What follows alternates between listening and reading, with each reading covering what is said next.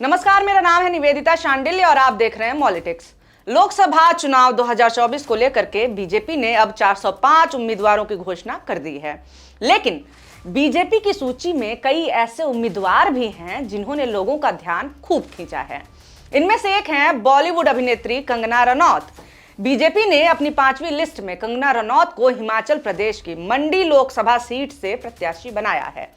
अभी तक कंगना रनौत ने आधिकारिक तौर पर बीजेपी की सदस्यता भी नहीं ली है, लेकिन बीजेपी ने उन्हें टिकट दे दिया है। यह कंगना की मोदी भक्ति का ही नतीजा है। पिछले कुछ सालों से जिस तरह से कंगना बीजेपी का हिस्सा ना होते हुए भी बीजेपी का पक्ष रखती थी, उससे अक्सर यह अंदाजा लगाया जाता था कि यह सारा खेल टिकट के लिए किया जा रहा है। तो चलिए इस वीडियो में जानते हैं कि कंगना को टिकट पाने के लिए कितना नीचे गिरना पड़ा और कांग्रेस के प्रभुत्व वाली मंडी सीट पर इस बार समीकरण क्या कहते हैं। कंगना के भक्ति काल की शुरुआत हुई थी CAA प्रदर्शन के दौरान। इसी बीच कोविड-19 की महामारी आ गई, जिसके लिए सरकार के पास पुख्ता इंतजामात नहीं थे और लोग हजारों की संख्या में संक्रमित होने लगे। सरकार की इस नाकामी को छुपाने के लिए मेन स्ट्रीम मीडिया ने इसका जिम्मेदार तबलीगी जमात को ठहरा दिया और आरोप लगाया कि तबलीगी जमात के लोग डॉक्टर्स पर थूक रहे हैं और उन पर पत्थर बरसा रहे हैं। जिसके बाद 15 अप्रैल 2020 को कंगना रनौत की बहन रंगोली चंदेला ने एक ट्वीट किया। उन्होंने कहा कि मुल्ले और सेक्युलर लोगों को एक लाइन में खड़े करके गोली मार देनी चाहिए। इसके बाद इतिहास हमें नाजी कहेगा तो कहने दो, क्या फर्क पड़ता है। इसके बावजूद सोशल मीडिया प्लेटफॉर्म इंस्टाग्राम पर कंगना ने एक वीडियो डाल करके अपनी बहन को सपोर्ट किया। 14 जून 2020 बॉलीवुड अभिनेता सुशांत सिंह राजपूत की आत्महत्या के बाद से इनकी भक्ति एक स्तर और ऊपर चली गई। मीडिया ने भी इस मुद्दे को इतनी कवरेज दी कि सारे मुद्दे इसके नीचे दबते चले गए। किसान आंदोलन जैसे जरूरी मुद्दे को भी कवरेज नहीं मिल पा रही थी। जब 20 सितंबर 2020 को नरेंद्र मोदी ने किसानों को लेकर के ट्वीट किया तो कंगना ने किसानों को आतंकवादी ही ठहरा दिया।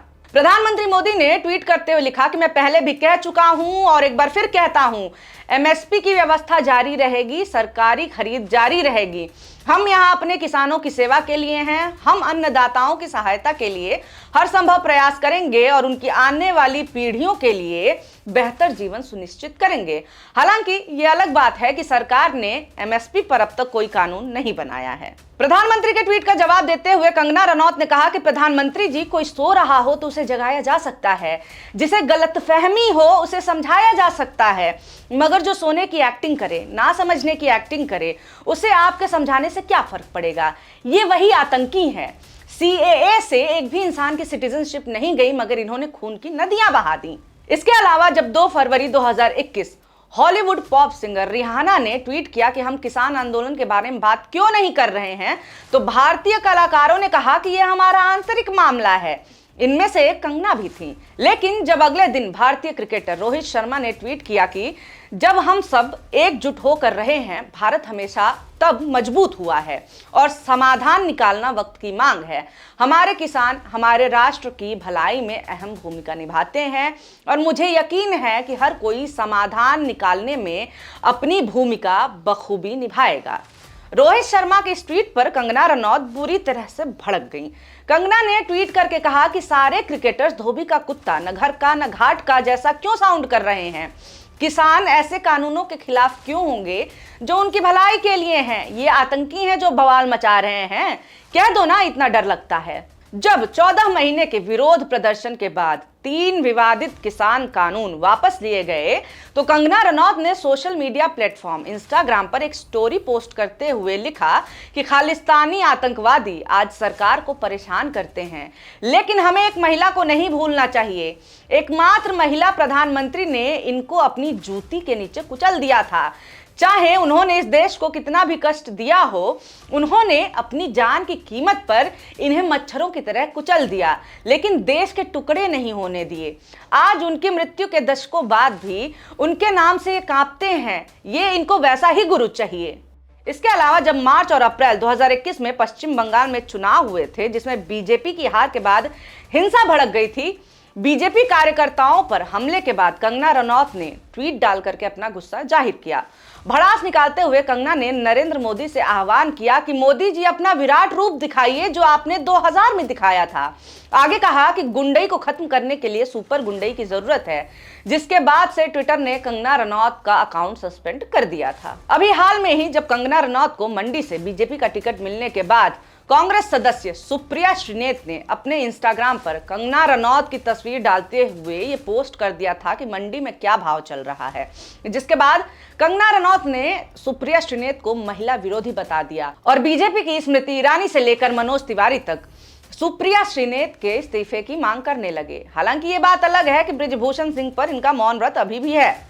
देखिए, सुप्रिया श्रीनेत का ये स्टेटमेंट बिल्कुल गलत था और महिला विरोधी था, लेकिन कंगना जी खुद कितनी महिला विरोधी हैं ये हम आपको दिखा रहे हैं।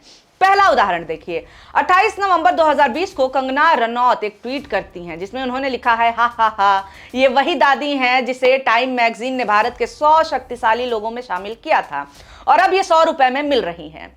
इस ट्वीट में यह किसान आंदोलन में शामिल एक बुजुर्ग महिला और शाहीन बाग में CAA प्रदर्शन में शामिल बिल्किस दादी को एक ही महिला बता रही थी और कह रही थी कि 100 रुपए में ही मिलती हैं। दूसरा उदाहरण आप ये देखिए, इन्होंने एक तरफ अपनी तस्वीर लगाई है और दूसरी तरफ रिहाना की तस्वीर लगाई है। तीसरा उदाहरण, कांग्रेस पार्टी की पूर्व मेंबर उर्मिला मातोंडकर ने एक इंटरव्यू के दौरान ये कहा था कि कंगना ये सब बीजेपी का टिकट पाने के लिए कर रही हैं, जिस पर कंगना ने पलटवार करते हुए टाइम्स नाउ को दिए इंटरव्यू में उर्मिला मातोंडकर पर भद्दी टिप्पणी करते हुए कहा था कि उर्मिला एक सॉफ्ट पॉर्न स्टार हैं। मैं जानती हूं कि उन्हें उनकी एक्टिंग के लिए तो नहीं ही जाना जाता है। क्या है उनकी पहचान? सॉफ्ट पॉर्न करना। इसके बाद 10 नवंबर 2021 को टाइम्स नाउ को ही दिए एक और इंटरव्यू में कंगना ने कहा था, हमारे देश को असल मायने में आजादी 2014 में मिली। जो आजादी 1947 में मिली थी वो आजादी नहीं थी, भीख थी। शायद देश की आजादी की बात ना करके एक समुदाय के खिलाफ नफरत फैलाने की आजादी की बात कर रही थी और इस नफरत फैलाने वाली मौजूदा सरकार की राजनीति को कंगना की तरफ से भरपूर सहयोग दिया गया। सरकार की भक्ति में लीन रहना और सरकार से सवाल पूछने वालों को तरह तरह के अपशब्द कहना। अब यहाँ एक सवाल और उठता है कि आखिर ये ऐसा क्यों कर रही थी? क्या ये सब अभिनेत्री के तौर पर अपने आप को मजबूत करने के लिए किया जा रहा था या फिर इनकी मंशा ही टिकट पाने की थी? देखिए, साल 2015 की तनु वेड्स मनु रिटर्न्स के बाद अब तक इनकी 10 मूवीज रिलीज हो चुकी हैं और सारी की सारी फ्लॉप रही हैं। Manikarnika the queen of Jhansi को छोड़कर 2016 से पहले इन्होंने 20 मूवीज की थी, जिनमें से सिर्फ 4 हिट थी। Once upon a time in Mumbai, queen, Tanu weds Manu return.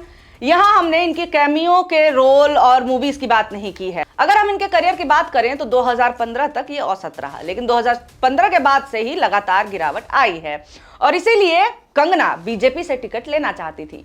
शायद यही कारण था कि कंगना बीजेपी को लेकर CAA, राम मंदिर, किसान आंदोलन जैसे मुद्दों पर लगातार समर्थन देती आई हैं। अब जब कंगना को मंडी से लोकसभा टिकट मिल गया है तो मंडी सीट का थोड़ा सा समीकरण भी जान ही लेते हैं। मंडी लोकसभा सीट हिमाचल प्रदेश की 4 लोकसभा सीटों में से एक है। 12 लाख मतदाताओं की आबादी वाले इस जिले में 17 विधानसभा क्षेत्र हैं। यह सीट कांग्रेस का गढ़ मानी जाती थी, लेकिन 2014 और 2019 में मोदी लहर में यह सीट बीजेपी के पाले में चली गई थी। साल 2014 में इस सीट से राम स्वरूप शर्मा ने जीत हासिल की थी। वहीं 2019 के लोकसभा चुनाव में भी राम स्वरूप शर्मा ही जीते थे, लेकिन साल 2021 में उनके निधन के बाद इस सीट पर हुए उपचुनाव में हिमाचल प्रदेश कांग्रेस अध्यक्ष प्रतिभा सिंह ने जीत दर्ज की। बता दें कि प्रतिभा सिंह पूर्व मुख्यमंत्री और दिवंगत कांग्रेस नेता वीरभद्र सिंह की पत्नी हैं। 2014 के लोकसभा चुनाव में बीजेपी को 50.4% वोट मिले थे, जबकि कांग्रेस की प्रतिभा सिंह को 44.9% वोट मिले थे। साल 2019 के लोकसभा चुनाव में बीजेपी का वोट प्रतिशत बढ़ करके 69.1% हो गया था। वहीं प्रतिभा सिंह का वोट प्रतिशत सिर्फ 25.8% रहा। अगर अतीत में जाकर कांग्रेस का प्रदर्शन देखें तो 2004 के लोकसभा चुनाव में प्रतिभा सिंह को मंडी सीट से जीत मिली थी। इसके बाद 2009 में कांग्रेस के कद्दावर नेता और प्रतिभा सिंह के पति वीरभद्र सिंह ने मंडी से जीत हासिल की थी। पिछले 10 लोकसभा चुनाव में इस सीट पर कांग्रेस को 6 बार जीत मिली है। कांग्रेस की ओर से मंडी लोकसभा सीट पर उम्मीदवार का ऐलान नहीं हुआ है। फिलहाल कयास लगाए जा रहे हैं कि प्रतिभा सिंह को इस सीट से फिर से टिकट मिल सकता है। अगर कंगना रनौत के सामने प्रतिभा सिंह को टिकट मिलता है तो इस सीट पर मुकाबला टक्कर का हो सकता है।